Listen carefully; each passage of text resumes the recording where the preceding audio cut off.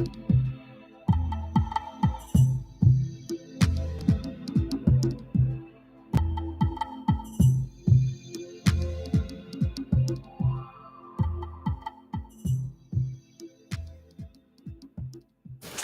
comes to order. The Planning and Zoning Commission is an independent advisory body of the City of Ames City Council. The Planning and Zoning Commission members are volunteers of the community and not part of the city administration. The commission is responsible for the preparation and adoption of the official comprehensive plan of the city and gives advice and recommendations on matters involving amendments to the zoning ordinance and the historic preservation ordinance and guidelines, subdivisions, annexations, master plans, and major site development plans and developments within the Ames urban fringe areas. As an advisory commission, we welcome all comments and questions. We make our recommendations based on code, the facts presented, and input from the public. If the proceedings become lengthy, we may ask the comments be focused on new information not previously presented. You may speak only once on an agenda item. If you wish to speak, please fill out a speaker information card and present it to the recording secretary. We ask that you come to the microphone up front here to speak so that all comments may be recorded. Please state your name and address for the record prior to making any comments. The order of the proceeding for each item on the agenda will be as follows. City staff will present the staff report regarding the agenda item. Commission members will have an opportunity to ask questions of city staff. The applicant will be invited to make a comment regarding the request. Commission members will have an opportunity to ask questions of the applicant. Then members of the audience will be invited to come forward to offer comments and questions. Once public comment is closed, city staff and the applicant will have opportunity for concluding remarks. The commission will discuss the application based on all presentations and any comments given and come to a recommendation for the city council. The discussion may include further questions of city staff and the applicant for clarification. With that, we will move on to the first item on the agenda. And that would be the introduction of members. Michael Petra. Kiana Top. John Emery. Mike Clayton. Michael Sullivan. Julie Winter. Next on the agenda is the approval of the agenda. So moved. I move to approve. Moved in second. Is there any discussion? Second. Those in favor, say aye. Aye. Those opposed, say nay. Okay, the agenda is approved. Next item is the approval of the minutes of April 6th, 2022. Are there any comments from the commission members on the minutes? Hearing none, I would entertain a motion. I move to approve the minutes of April 6th, 2022. Second. Okay, those in favor, say aye. Aye. Those opposed, say nay. The minutes of the April 6th, 2022 meeting are approved. At this time, we'll have a public forum. That would be for any subjects that are not on the agenda for tonight. So if anybody has any agenda items they would like to discuss, now would be the time to do that. What, twice more? Okay. Is there anybody that would like to speak to an item not on the agenda? Everybody's here for I think so. Okay. Okay, we'll move on from the public forum system, or public forum section. It is now closed. First item on the next item on the agenda is a public hearing for the rezoning with the master plan for the 2105 Dayton Avenue project. Good evening, Commission. I'm Kelly Diekman, the Planning and Housing Director. I'll be presenting this item tonight. So in front of you tonight is a rezoning request for a recently annexed piece of land. Here in a second.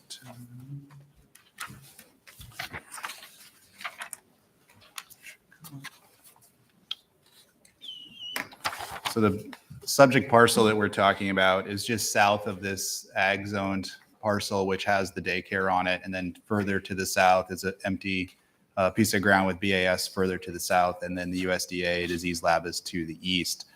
What we have in front of us is a rezoning to GI with a master plan.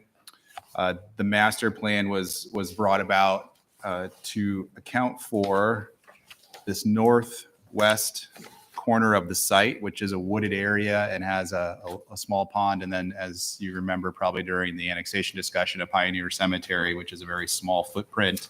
All of that area is being shown as not developable land. They can use it for stormwater purposes and some other minor alterations, but you're not going to see grading and fill in that area to make industrial lots. So the site's been evaluated to be consistent with our infrastructure plans. There are water and sanitary sewer either abutting the site or can reasonably be extended to serve the site. We've reviewed a conceptual subdivision for the site and have completed a traffic study, which indicates that turn lanes will be required for the loop road that's planned to be installed at the time of subdivision. So at this point, we recommend approval of the rezoning with this master plan, and we think it meets the intent of Ames Plan 2040 for an employment designation with GI zoning, as well as our natural area protection interests for this site in the northwest corner. So if there's any questions, I'd be happy to answer them. Does the commission have any questions for the staff? I have one question. Sure.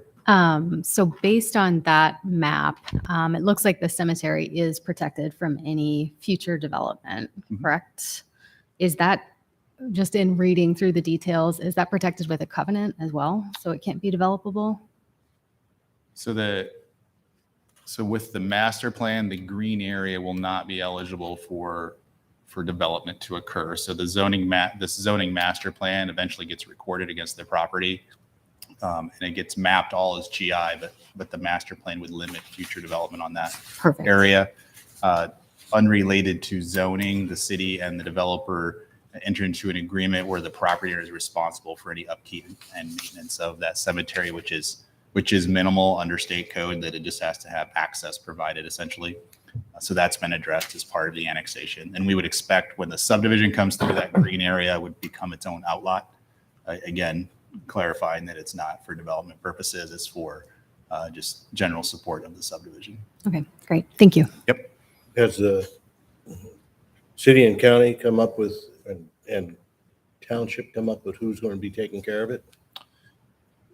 We have an agreement with the property owner. They've assumed responsibility for the cemetery. Okay. That's an option that's allowed under state code, and the developer agreed to take that on. Okay. Any other questions? Okay, would the applicant like to speak?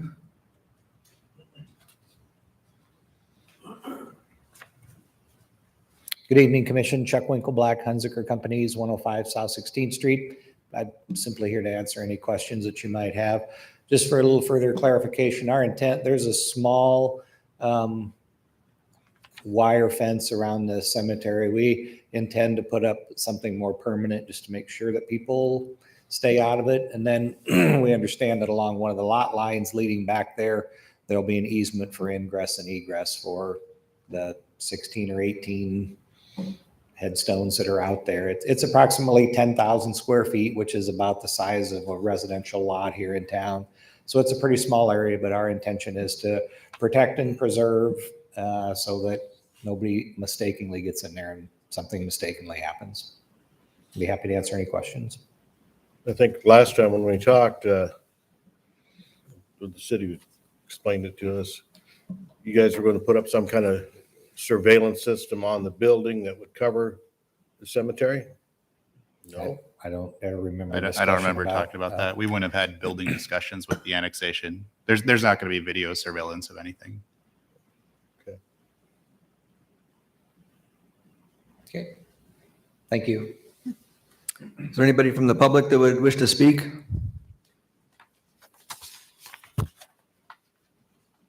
Seeing none, then the public comment period is closed. The staff here have any, or applicant have any more? I have nothing else. No, I have nothing else to add right now. Any discussion amongst the commission?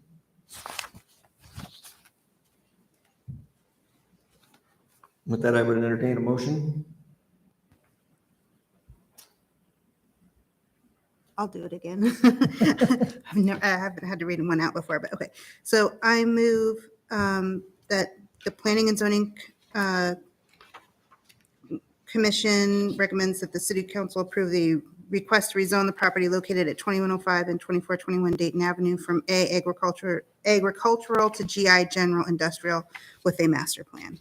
Alternative one. Alternative one, sorry. Alternative one. That we, yeah. Second. You had the easy part. Any other discussion? All those in favor say aye. Hi. Aye. Those opposed say nay. The rezoning with master plan is approved. Next item is a public hearing for the major site development plan for 1404 and 1410 Buckeye Avenue.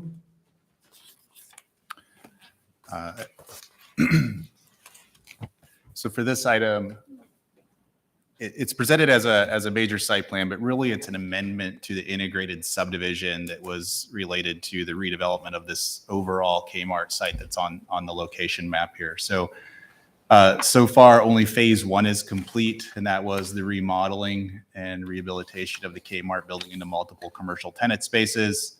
You can see along 16th and Buckeye, the lot lines that reflect that. And last year, you approved a change to allow for phase two to move forward with about 55,000 square foot of retail on that vacant grass area up against Buckeye. This site's always been included in that integrated subdivision plan. It's been under common ownership for the developer since they purchased the site. It is currently 2 parcels, as you can see on the location map, and it was approved originally with the integrated subdivision to have the lot line remain in place, but have independent buildings on each lot, but have shared parking and shared drive-through abilities for that site. So essentially, it was approved as 2 independent retail buildings with shared parking and a shared driveway. Sorry. So with this amendment, the trigger for the amendment is twofold. One, the use of the site is changing from a retail building to a car wash facility, as we'll get into the details on that. But then secondly, to construct this facility, they need to merge the 2 properties together to meet building code requirements and some other things that go along with developing the site in the manner that it's been presented. So the Planning and Zoning Commission is reviewing the major site plan. Before this goes to City Council, a final plat that merges the 2 parcels together will be married up with this application to finalize it as one parcel with a car wash proposal. So as looking at the major site plan, we went through the evaluation. Normally you're looking at just compatibility for the site and for the features on the site. In this case, it's both that and is it consistent with the integrated subdivision approach that we use for the overall development, since it is an amendment to that integrated subdivision. Now, in this case, these 2 parcels were set aside and they independently met their own development standards. They were not relied upon to meet landscaping or open space or parking for any of the other parcels across Buckeye. So that helped us focus in again on just looking at this site and really focus on whether the car wash proposal meets the major site plan criteria, rather than have to look at what are the effects on the other elements of the integrated subdivision. So in front of you is the site plan that demonstrates the layout and function of the use. I'll have 1 driveway off of Buckeye. There's no access permitted to South Duff, and the driveway will align with the private drive in the center of the integrated subdivision across the street as well.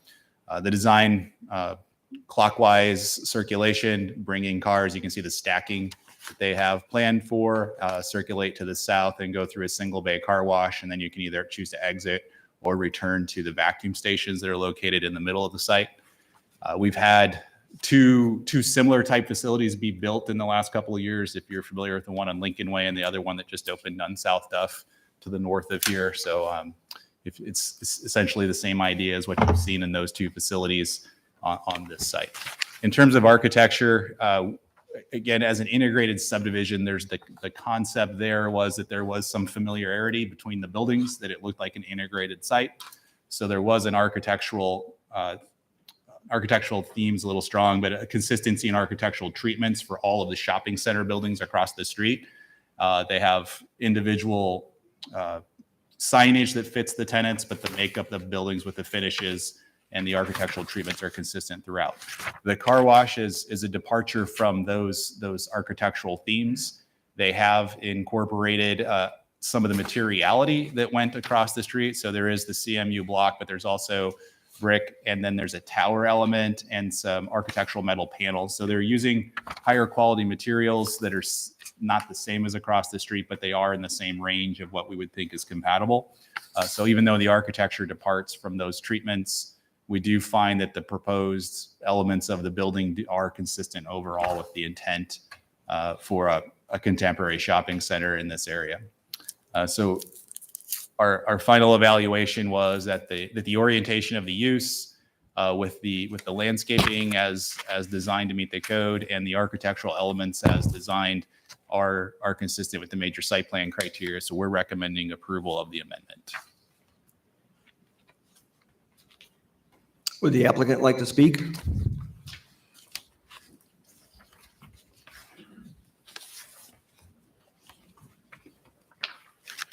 Thank you, Board.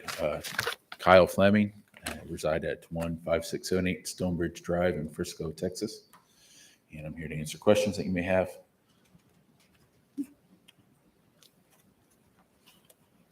Where's I can't really see those car stacking. Okay. Is it going to come in from the west? So the car stacking is at the top. The darker area that you see there, that was just a layering issue with the printing. That is our underground detention system where that's located. So we do have underground detention for stormwater control and release, and that's what's at the top. The building is down here. Cars Okay. pull in. There's a three stack with the point of sale, and then the cars can come around. They'll cone off this area, but that's a bailout in case something happens in the tunnel. They can't, and something breaks, and we gotta have people bail out.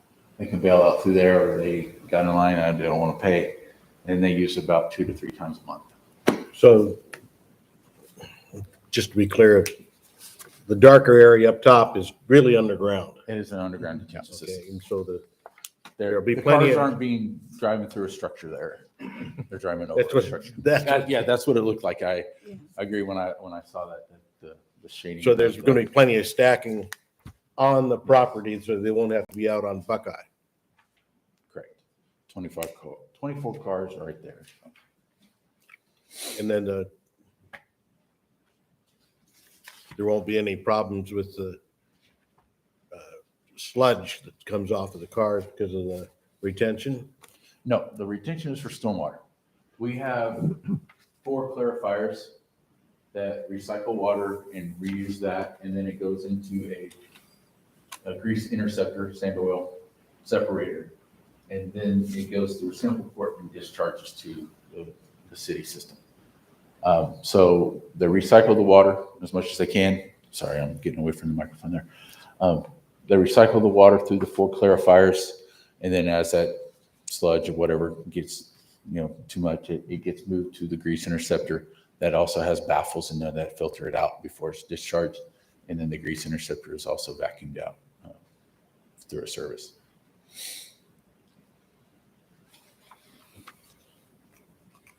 I'm just curious, was this planned around the same time as the one that's like basically across the street was planned? No. You don't know?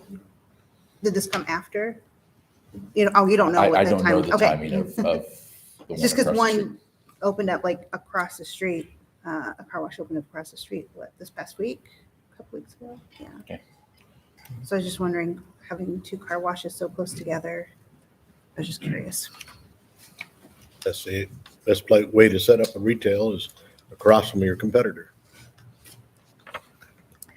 Are there any other, within the water, you said that you're basically treating the grease coming off of there. Are there any other considerations in the water to consider after that water goes off your site? I'm assuming it's soap and such that would be. It goes into the sewer Goes into the system. sanitary It's system. sanitary sewer. Okay, It's so it'll go not back. Not into the storm drain, it's into the sanitary sewer. Okay. Okay, so everything through the 4 clarifiers and the grease interceptor All that goes to the sanitary system. All of that gets filtered out and meets the requirements for sanitation. The site itself runs off and goes through a system of inlets, and it goes into the underground detention system. Now, the underground detention system, the shaded bars, they actually have those, they're called isolator rows for the system, where that allows sediment to settle out, and then they use vacuums and vacuum out those areas as well to pull out any sediments that would have run off from the site. And that sediment then doesn't get into the storm drain system either. Great. Kelly, is that big enough to handle that whole site then? The stormwater facility? Yes. Yeah, so Public Works has reviewed this and it meets all of our Chapter 5B and 5A stormwater management requirements. So yeah, it's sized to deal with all the impervious area on the So site. instead of being above ground, it's going to be below. Right, so they didn't have enough space so they have to go to the more expensive option, which is to go underground. So that system has to be designed to meet all of our typical treatment requirements. It's just done through mechanical mechanisms and it's underground rather than using landscape-based treatments. And there'll be a schedule to So that the do whole the clean out. Yep. right? So the whole facility still goes through Public Works. There's still a performance bond and there's still maintenance requirements and O&M, reporting requirements operation that all go along with that.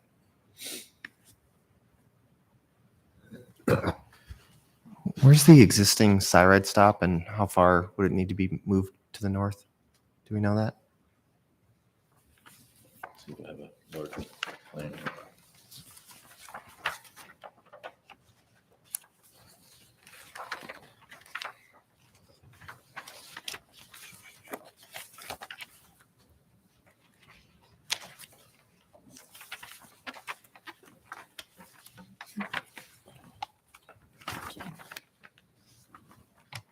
You can put it over there, yeah.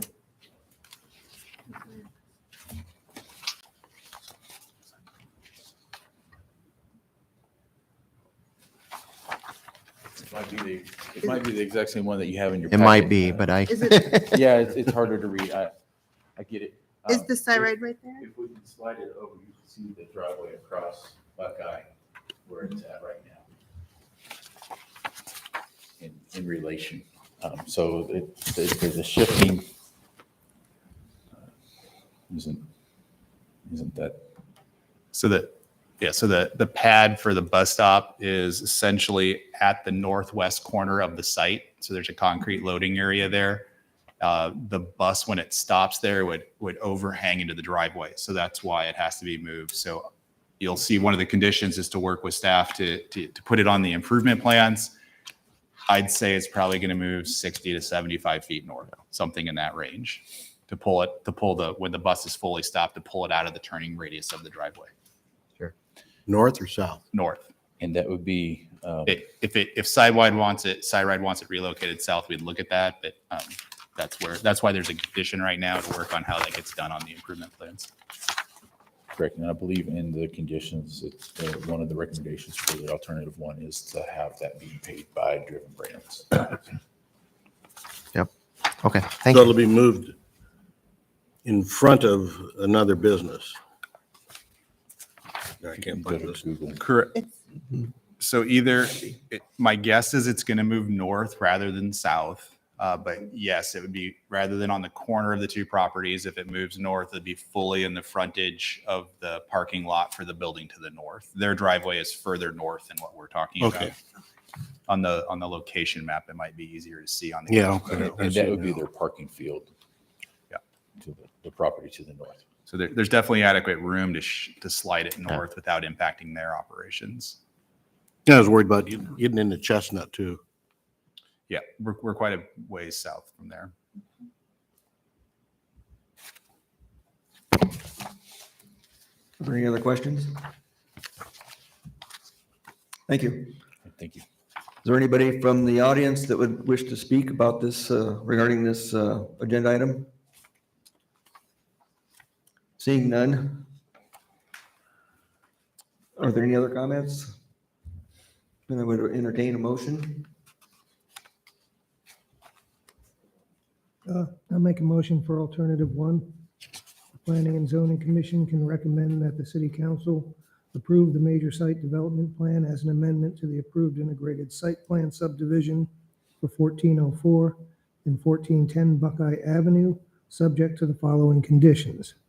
Include as part of the project's public improvement plans, modifications to move the Cyride stop further north to accommodate the proposed driveway location on Buckeye, or provide an agreement with Cyride to pay the cost of relocating the Cyride bus stop further to the north along Buckeye Avenue. Submit a lighting plan with details for all luminaires prior to city council review to determine compliance with the city's outdoor lighting code. And C, approval of the proposed amendment does not change any prior conditions of approval for other lots of the integrated subdivision. Second. There's a motion on the floor that's been seconded. All those in favor say aye. Aye. Those opposed say nay.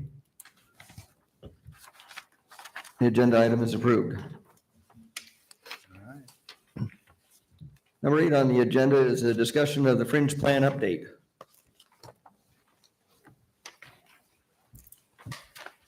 Never know how the colors are going to look in here. Huh. Okay. Not great. Sorry. Good evening. So tonight we're having a discussion item for progress towards updating the Ames Urban Fringe Plan. I'm going to go through a PowerPoint that kind of focuses on the land use designations. Your report has a ton of attachments and background material. If you want to get into that, I'm more than happy to, but I'm really going to focus on where we are now. I also have the planning director from Story County here. So Amelia Schoenemann is also present. So if you have questions about the county, Story County, she's here as well. So we're working together. I guess I'm bumping my computer. Okay. So what is the Ames Urban Fringe Plan? It's a part of the city's land use planning efforts. It's part of our comprehensive plan. It was an auxiliary document to our land use policy plan. As you know, we now have Ames Plan 2040.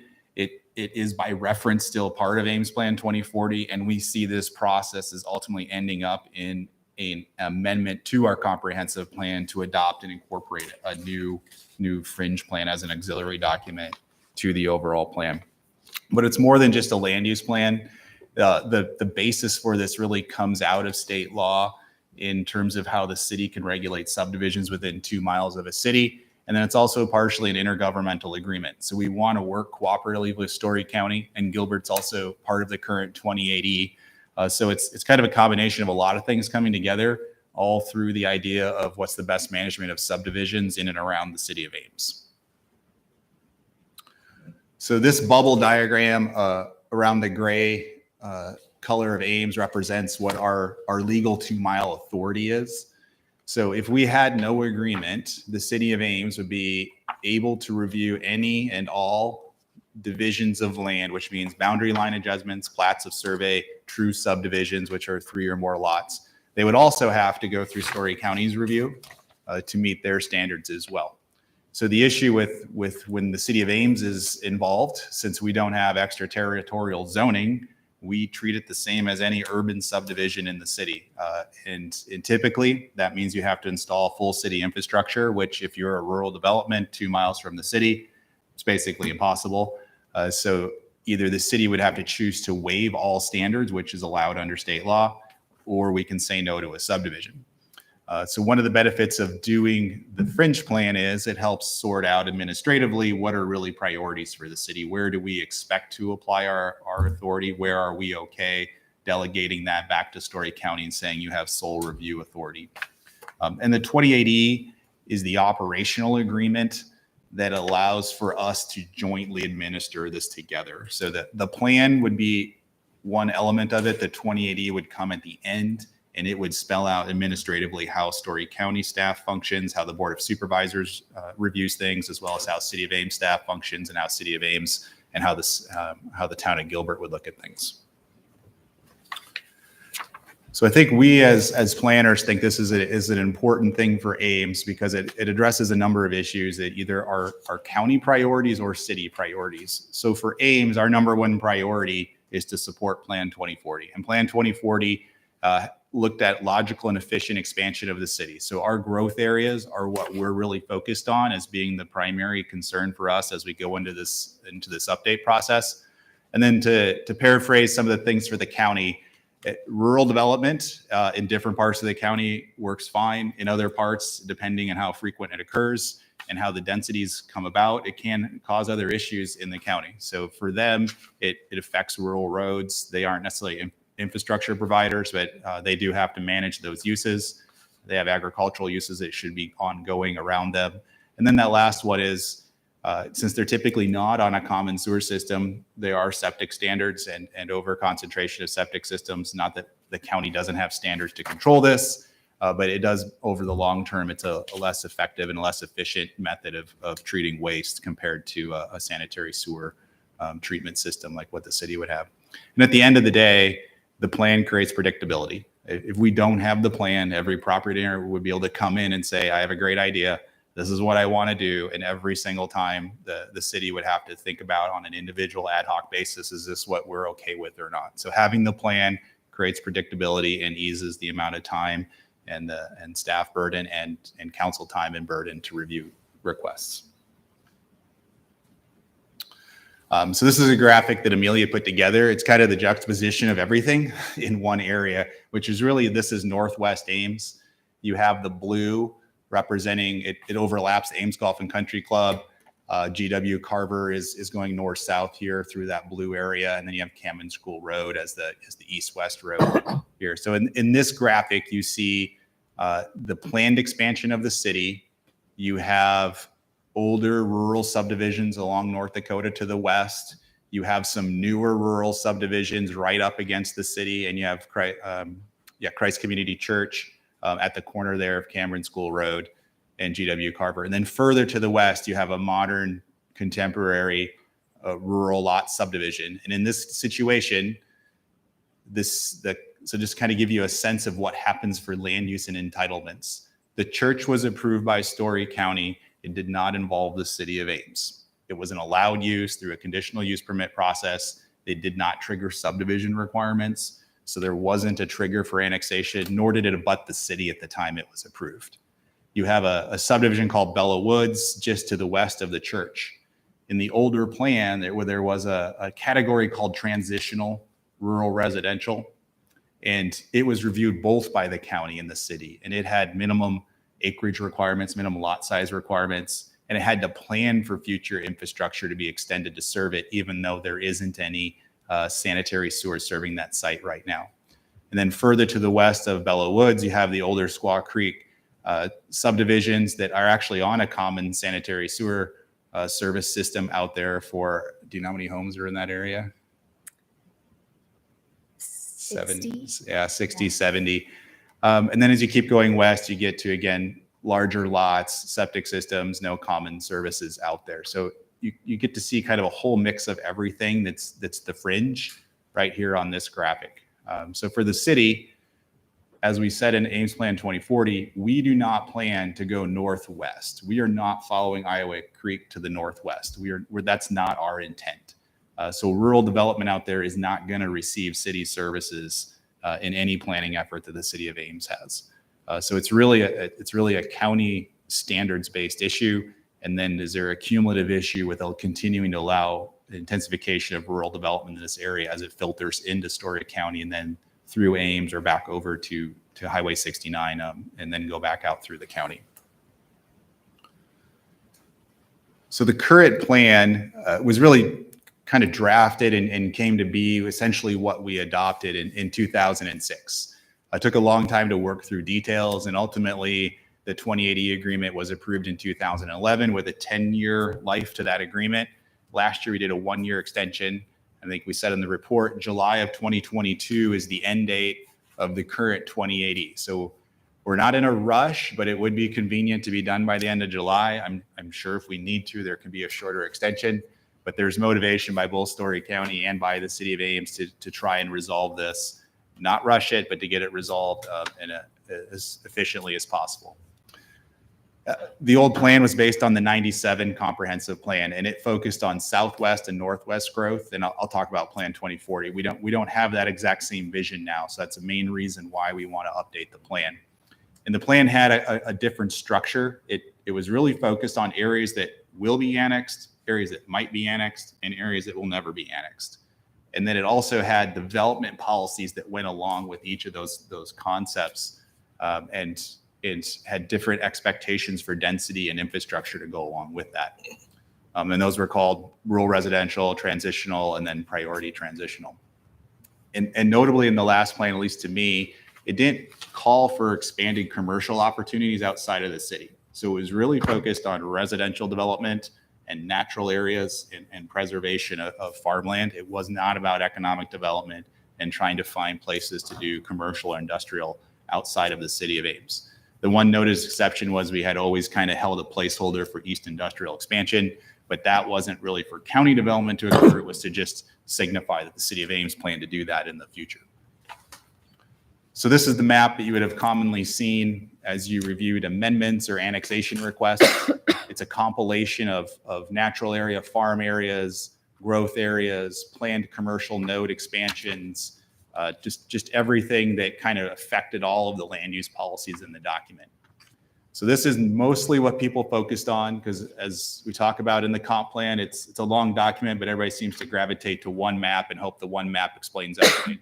This does a pretty good job of telling you a lot about the fringe plan, but there are a number of other additional policies that give some more involved detail about expectations. And tonight, you're only looking at the land use designations in this map. There will be additional information that gets added to the draft document that goes to the public that spells out, again, more of the intent and the policies and details about how things work beyond what you see tonight. So Plan 2040, we have recently adopted this in December of 2021 is when it was finalized by the city council.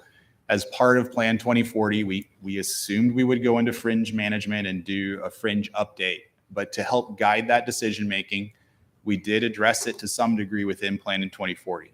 So this is why this process is an update and not a wholly new, let's start from scratch. We have an existing plan, and the city of Ames has already adopted fundamental policies and intent for how we want to see the fringe area managed. So that's why we're able to just move this a little bit quicker than spend multiple years trying to invent a fringe plan. We think there's a lot of old concepts that can move forward, and then there's some clarity here, at least from the city of Ames, and the Board of Supervisors has some input on this as well about what expectations are going forward. And for those of you that don't remember how the growth areas came to be, and it's not unusual for people to be confused by this, we have 4 growth areas in 4 different directions. In combination, they're able to support about 15,000 people being added to the city. Additionally, we have the East Industrial and we have ISU Research Park expansion areas. So all told, those are all growth areas. That's the target population that Plan 2040 is looking to serve is 15,000 people. What gets confusing for people is that before we adopted Plan 2040, we did a scenario evaluation. And that scenario evaluation looked at 15,000 people in each of the areas for a total of 60,000. That is not what got adopted. It was 15,000 in total. So with all the background material, we gave you the pages, and I have those in this presentation if you want to look through them, but just to give you the snapshot of what our intent is, we want to definitely manage for the growth areas. Those are our primary goals.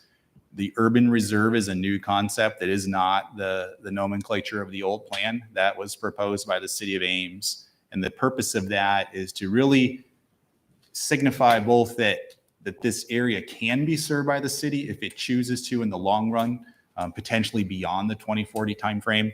But it also might have areas of land that get annexed, even if they're not for development, because we are annexing other land in that area.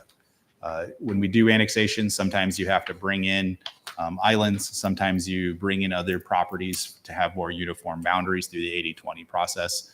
So that designation helps to signify both intent of the city and then potentially just it may need to happen as part of other actions of the city. But in general, we're looking to not see substantial subdivisions right up against the city. It limits our options. There's not a lot of infrastructure. just beyond our city. So the intensification of rural development does have potential to have negative impacts on the existing roadways or the existing natural areas that are out there.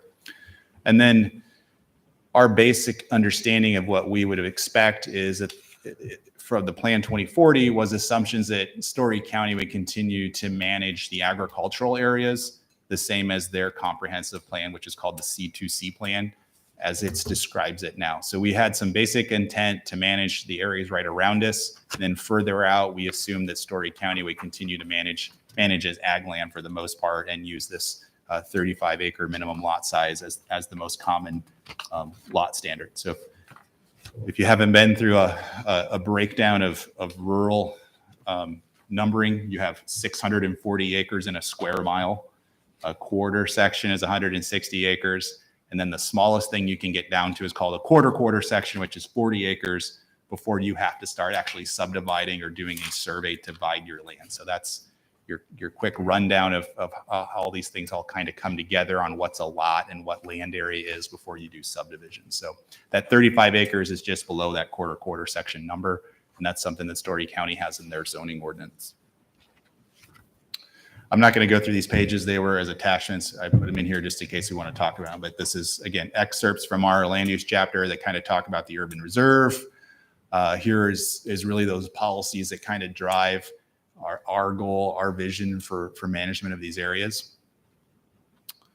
And when City Council directed staff to work on this is kind of a summary of those priorities that we want to bring into the update. So I've already touched on the growth areas and things of that nature. Some of the other things at the end of this discussion are other elements of the plan that aren't land use designated necessarily. We want to have a more complete plan and talk about open space planning. Story County Conservation has goals for expanding different park areas, acquiring different land. I think it's beneficial for both Ames and Story County to have that identified for the fringe plan to help us make better land use decisions and subdivision decisions, and for the public just to be aware of some of those things. Those are things we expect to add as we go along. We'll talk a little bit about conditional uses. As I said, Christ Community Church, that was a zoning process with Story County. There's other conditional uses that can happen right up next to the city that we have no authority over. And it could affect our urbanization ability. May not be a compatible use in the long run if we're planning for residential uses to be there. So if we can incorporate some of those concepts into the fringe plan, and Story County is amenable to working with that, those are elements of the plan that would be a step further down the planning process than what the current plan is. But also it takes Story County's partnership to manage some of those things. We will never have conditional use permit authority delegated to the city of Ames. That's not something that's going to happen with a fringe plan. Story County also has priorities for the process. The Board of Supervisors took a lot of time when they kicked off this process to identify things that they were interested in. And for the most part, they align very consistently with Ames's perspective of the 2 mile fringe. So with the Board of Supervisors priorities and Ames priorities, staff has had a pretty clear direction on how to proceed with drafting the plan. And we're out putting this out for my commission. The Story County P&Z has looked at it. The Board of Supervisors has or will, and City Council will be just kind of reviewing this to make sure we're on track with these priorities that they gave us. So altogether, this is the draft map. We'll go through each of the designations in a little bit, but there's 4 base zones that are proposed with the 3 overlays. And this is an interactive map. We had a link in your report, or you can go online and look at this too. So if you want to zoom into an area, we can do that and show you more specifically what's involved there. But just for, if you can't read that, it's a little hard to read parts of it. Green is natural areas. It's areas we don't see changing. It's to be protected. Yellow is essentially existing concentrated areas of rural residential. It's not every house. It's not every division out there, but it is a concentrated rural subdivision in Story County. Rural residential expansion, we said, is an area that we've created as a placeholder. It's not mapped. Story County's gone through a housing assessment. They have identified that potentially 60 additional housing lots would be needed to kind of meet their projected needs, as well as filling in other rural subdivisions that already exist. So that's not mapped. Those criteria are there to help guide future amendments. And right now there's nothing proposed. So maybe as part of the public input process, there could be suggestions to add some to the map. But right now staff hasn't proposed any. The blue is those more critical urban growth areas of the city. Those are areas where we've planned for annexation. We've planned in Plan 2040 to see residential and employment or commercial growth as well. And then the purple area at the top, Gilbert is involved in the process as well. 180th Street has commonly been the southern limits of where Gilbert looks for their reserve management of growth and planning. I don't think they've met to review this yet either, have they? So they're also going to be looking at this and giving some input as well. And then we have the overlays, the hatching, the blue hatching. That represents that urban reserve, that second tier of area that the city would like to see managed to allow for future expansion of the city as demands increase in the long term. And then to the east, we're maintaining the subsurface mining overlay that goes along with Martin Marietta in that area, and that's primarily what that's focused on, is to make sure there's compatibility for activities in that area. And then we have the airport protection to the south of the city. This relates to, the city did complete a master plan update about 2 years ago, I believe, for the airport. There's not a runway extension happening anytime soon, but it does contemplate what's necessary for a runway lengthening. So that protection area, again, helps if with Story County's cooperation to ensure that we have compatible uses just outside of the city that we normally don't have a say in. So that helps identify for everyone the importance of the airport and understanding what could be a priority as we look at either annexation in that area, or if there was to be some kind of a rural development proposal, how the airport should be considered in those decisions. Any questions yet? So between 190th and 180, we're looking to control that, or we do control that. So it would be Ag and Farm Services as the base zone, and Amelia's going to correct me if I speak incorrectly. She's watching what I say. So the base designation is Ag and Farm Services, which is delegated to Story County for review. The urban reserve overlay, did we decide that it's joint in that area? Not yet. It may be joint at the end of the process, that we keep both Story County and Ames involved. As drafted, it's also Story County, but they're going to have the same minimum lot size expectations as they would for Ag and Farm Services. So you can't do a rural subdivision in the urban reserve. It's essentially being treated the same as Ag and Farm Service. With maybe more restrictions.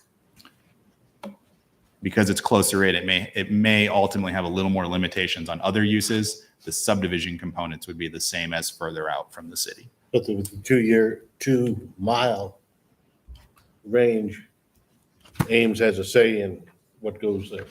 We would. The fringe plan is proposing to delegate our authority to Story County for the urban reserve. We would only maintain our full discretion and authority in the blue areas, the solid blue areas called urban growth. And that concept is really predicated on that Story County would maintain ag zoning in those areas. And as the plan gets approved and as the 2080 gets goes along with it, that commits Story County to not rezoning anything without amending the plan first. Every amendment has to be approved by all parties.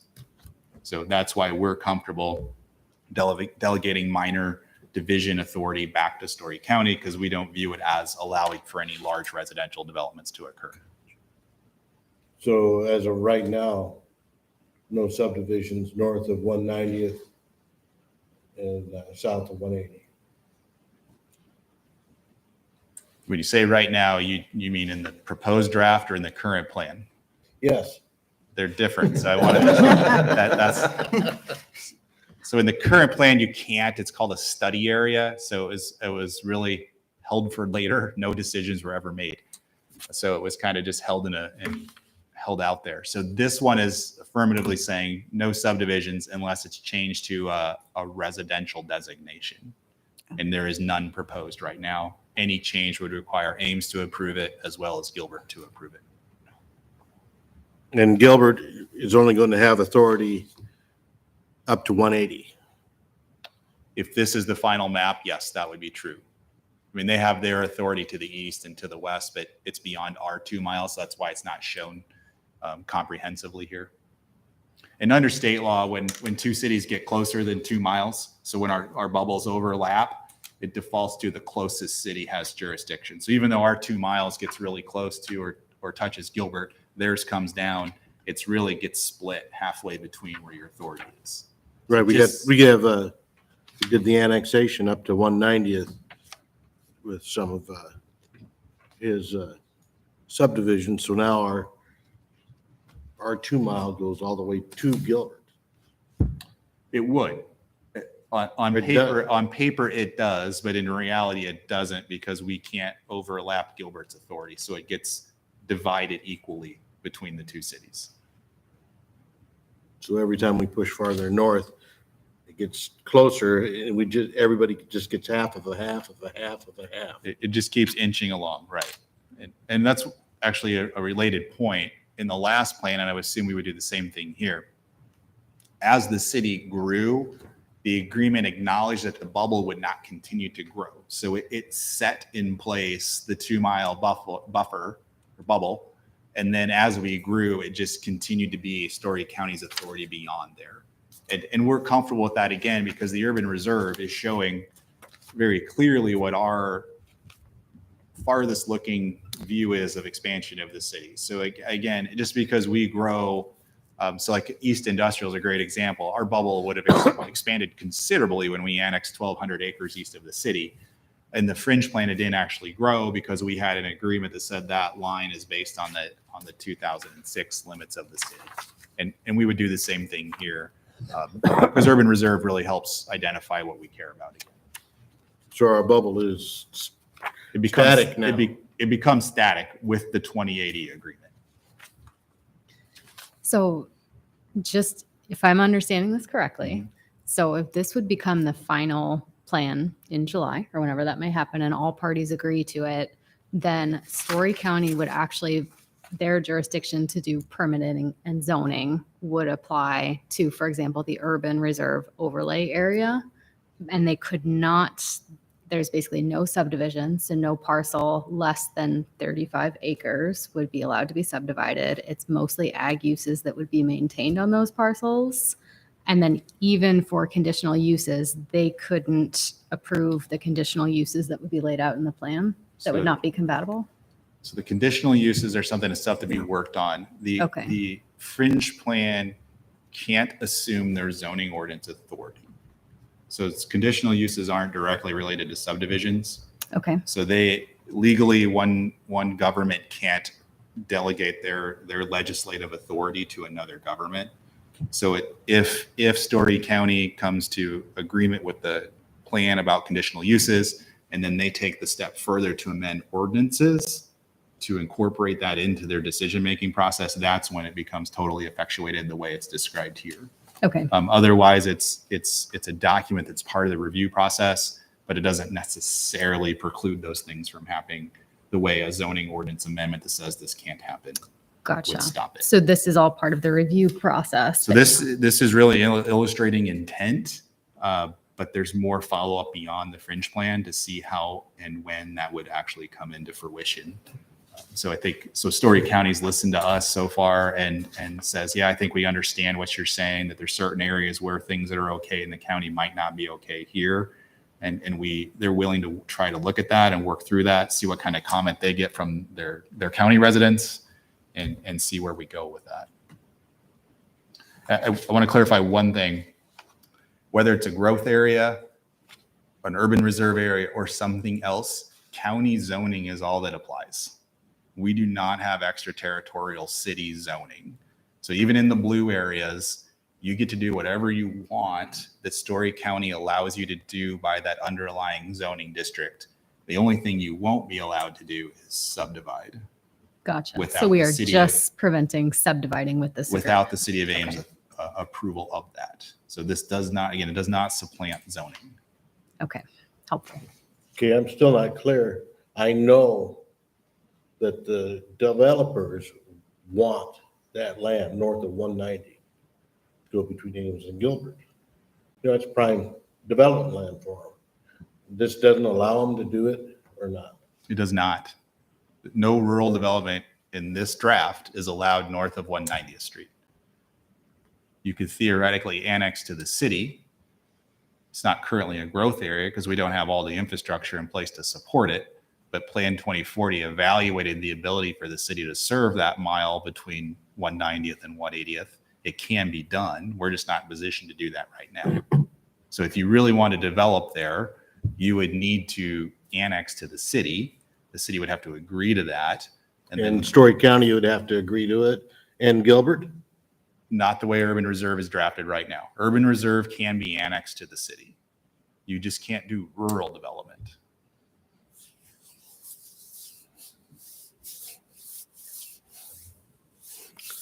So that's how it's structured. There's two levels of ability for the city to annex. Both of those don't permit rural subdivisions to occur without amending the plan and taking it out of one of those other designations and making it a rural designation. Okay, I see our plan is to get room for 100 or 15,000 more people. Mhm. But I don't see where we can do it around Ames except, well, one major place is up north. So we went through that. The blue areas, the solid blue, and one thing that's missing is the section into Boone County. So there is other blue area that goes into Boone County, but the filling in of that blue area around GW Carver with the Boone area and then the area to the south, that's 15,000 people. If everything goes according to plan. Development north of 190. Like how he smiles all the time. You like that one, Chuck? Yeah. So yeah, so north of 190th is not a growth area. It's not part of the 15,000 person equation.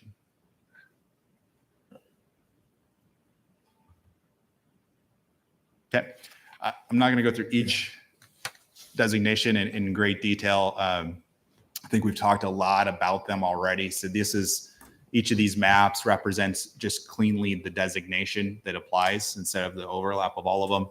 So ag and farm service, again, it's meant for ag and farm service, totally Story County's review. The current agreement has some details about county A1 zoning versus A2. There's some limitations on the A2 zoning that it wouldn't be created to basically create business districts. It would really be only for things that had to be agriculturally based businesses. A1 is your standard basic zone that exists across most of the county. So for these areas, the city would not annex them. We have no interest in them as long as they're kept A1 and some limited A2. The city has no issues with how that area operates. Rural residential existing, this is to really reflect the patterns of growth that have happened over the last 3 to 4 decades. And it's meant to just account for those existing developed areas. They're not expansion areas. So for the most part, you all know to the northeast of the city and to the northwest of the city, there's a little bit further south towards Kelly and Huxley, where there's a little bit of a grouping there. So this is really to establish those areas and to let the county apply subdivision rules that are applicable really to developed areas and segregate them from ag and farm service or areas that might come into the city. So we do not expect to annex any of these yellow areas. We don't have any planned growth that really would need to take those in to get to another area. So we believe all of these yellow areas will stay in the county for the life of the plan and will not become neighborhoods of the city of Ames. I had a question about those areas, specifically the ones on the northwest side there along the Iowa Creek. But, those have grown kind of organically over, the last period of time. Do we anticipate that those will continue to grow? Maybe this is a Story County question, I guess. I know there's some big, Cameron Estates and those ones up there. Do you anticipate those continuing to grow to the northwest? So This designation would allow one further division of a lot, which is something we don't see typically. And then the rural residential expansion area designation has standards for when a new subdivision may be appropriate. One of those standards would be it's clustered with existing development. So that's just one of the standards, though. I think that's on the next slide. Oh, okay. So maybe, but not at the level we've seen. So I think that's a fundamental difference between this plan that's proposed and the current plan. The current plan where Cameron Estates is, it was a rural residential bubble for the last 20 years. It didn't get built till a few years ago, but it's been on the plan as able to be what it is for decades. This plan doesn't show any large areas for rural subdivisions. And that's what Amelia's alluding to is the next slide, where you would need to get to this designation to do any rural development. And this is the one where the county has identified a number of criteria or situations that have to exist before they would want to even consider this as something that's appropriate in the county. And we have not mapped any of these. Okay. That's right. You said that. Thanks. Yeah, and I think the Story County took the lead on this. They have, again, they have their own issues in the county. It's not just about Ames. So, this is a designation that I think Story County's thought through quite a bit, and they're obviously going to be getting feedback on how that works or doesn't work in Story County. And then if it does get proposed in the fringe, that's when Ames will have to react to it and see, does this something that we're concerned about? Does it generally fit with our goals? But until it's mapped, we're not really focused on that. Thank you. So here's some of the highlights of what goes into that expansion area that Amelia alluded to.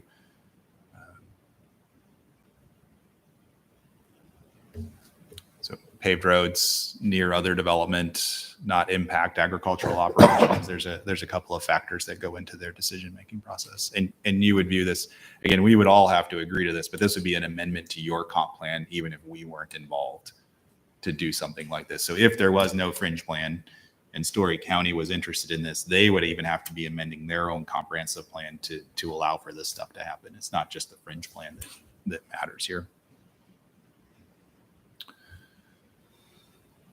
So again, standards, some of the other concepts that might go into this if you do this, trying to guide the design and the layout of these. So right here is Cameron Estates. There's a snippet of rural development patterns right here, and what you see with some divisions of farmland. You can see the couple houses on the west that aren't in a subdivision, and then you have wooded lots, and then you have Cameron Estates is just a regular. What zone was that built under? AR. AR.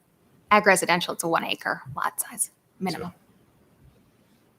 Cameron Estates is the subdivision that's north of Cameron School Road. To the west of North Dakota.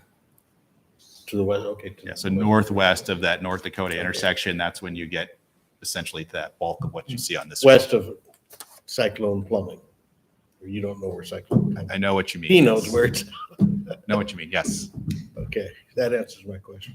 I think we've talked about this. Again, the blue area this is coterminous with the planning from Ames Plan 2040. Again, represents areas that we expect to develop and intensify. It may include other adjacent properties that have to be annexed to continue with the development process that the city envisions.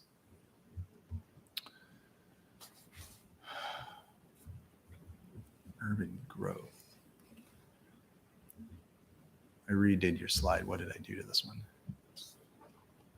Oh, this is supposed to be urban growth areas. I'm sorry, I was just thinking of growth areas. So the county would have no authority. They would delegate to us. It would be all our decisions on how to do that. The intent would be to annex. So we had the same concept in the current plan called urban residential and urban service areas. On rare occasion, we granted waivers to annexation if they didn't immediately touch the city and they were trying to parcel off a house but not create more development potential, or maybe parcel off a natural area. We just did this on Hyde Avenue, where we let a property owner split off a large chunk of their land without annexing so that it could be dedicated for open space. And so those are examples of when maybe annexation wouldn't be required, but the expectation would be that no development would occur without annexing to the city. And this is where I think this is probably where we're most sensitive to conditional uses. We tend to develop here, so we'd really like to see conditional uses limited if at all possible. And then the reserve, again, we've mentioned this. You can see we kind of encircled a lot of the city as kind of a buffering from where ag uses may occur. Future service potential, again, we want to, if possible, limit to some degree conditional uses. It may be a while till we get there, but long-term, we think it's appropriate to think of it as a future urbanization area rather than as a future rural area. That's the city's perspective. And then we didn't spend a lot of time on these, but again, the 3 overlays. What are the other advantages of the update is the natural areas are mapped at a much higher level of specificity. Story County has spent a lot of time updating our maps. We've had a lot of little issues in the last 20 years where there's a large green stripe that says natural area, but in reality it's corn. So does that mean it's protected corn, or what are we supposed to do with it? So that kind of question won't come up anymore. I think it's a much more robust inventory of actual natural or environmentally sensitive areas. So those kinds of things should not come up any longer. And it doesn't capture everything. Some of the comments we got during Plan 2040 is, well, I know there's a wetland on this farm 3/4 of a mile from the city. You don't show it on the Plan 2040 map. That very well could be true. And just because it's not on my map doesn't mean it's not a wetland. And that would be the same case here. Even though we have a lot better inventories, you can still have to do site assessments, and you may have other resources that come up during either annexation review or in the county's review of something on someone's property. So that's the quick overview of where we're going with this. The land use map is showing you our tent, and these are kind of the structure of the designations. To some degree, I think it's a little simpler right now anyways than the last plan. I think it's a little clearer. It's much clearer in intent. The whole combination of rural transition and rural priority transition, these kind of layers of pseudo-urban rural development, that's not in this plan. The last plan was trying to be a hybrid of saying, well, some versions of rural development may be okay if we had to annex them, so we'll let them happen. This plan's pretty bright line. Either it's rural or it's city. There isn't a hybrid version. So at this point, you're not making any recommendation per se. I'm really just here for any discussion or comments. We're going to go to city council next Tuesday. So if there really was something you wanted to convey to city council, I can do that. That's really what we have tonight. Did you have anything else you want to cover? I guess I just have one more question. It looks like all of this slide about floodplains kind of triggered it, but it looks like you've kind of accommodated for that with the environmentally sensitive overlay, that would roughly be those areas that obviously all the floodplain regulations would apply if any development happened there. But is that mostly contained then in the environmentally sensitive overlays? Yes, they're all in that overlay. Okay. So to the 100-year floodplain. Yep, 100-year floodplain. 100 year. So if it's a general or a delineated 100-year floodplain, that's absolutely included in that overlay. Okay. But there's other features too. But obviously the larger areas are pretty much all floodplain.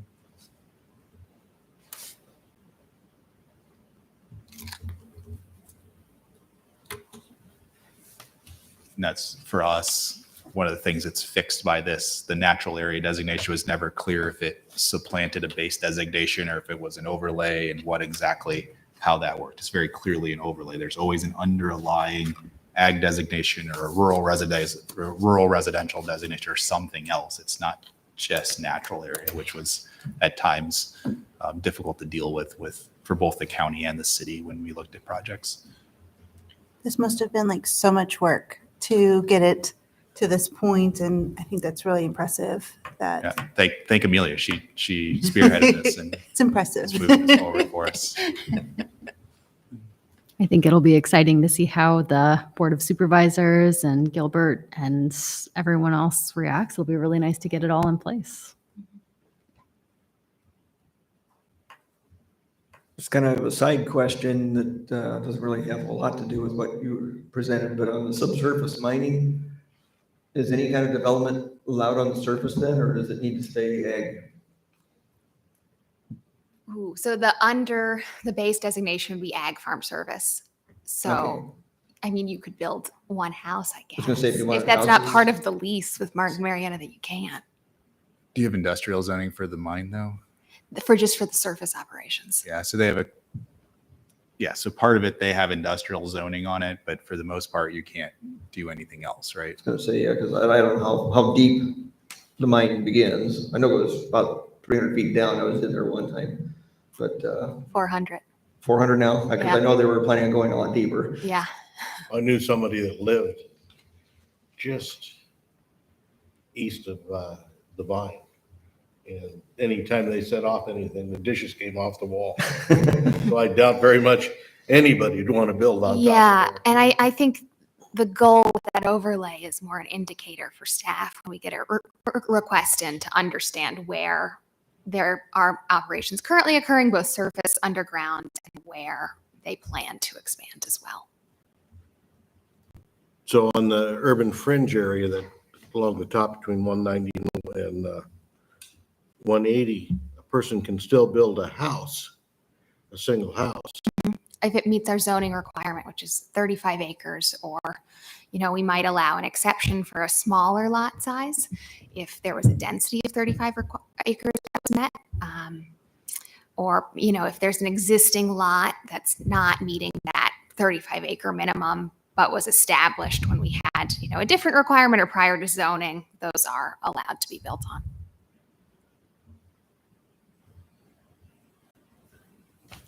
So that's where it's kind of reinforced that a number of times tonight. Whatever the zoning is in the county, that's what applies. This directly impacts only subdivision. Right, I guess I can say it. I was confused because I know that there's houses that's been built up right next to the railroad tracks in that area recently. Yep, that's an existing lot, and that's on 35 acres. Okay. Yeah, so the phrase is the lot of record. Yeah. So you can have some oddball things that don't look like what you would see today that might be a lot of record, and then the county has to address how you can use a lot of record. So there can be nothing on it for 20 years, and then all of a sudden, because it's a lot of record, you can build on it. And that's where that quarter section comes in. In under state law, a quarter section is a defined parcel. Okay. And you have an individual right to Right. use consistent with zoning. That's the smallest level of land delineation you can have before you have to subdivide.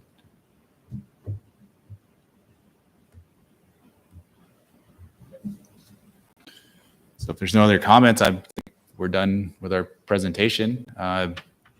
Next steps, we're going to get to our board of supervisors and city council. And again, we'll put a more comprehensive draft together for public comment. And there'll be a couple of different outreach opportunities and an online option as well.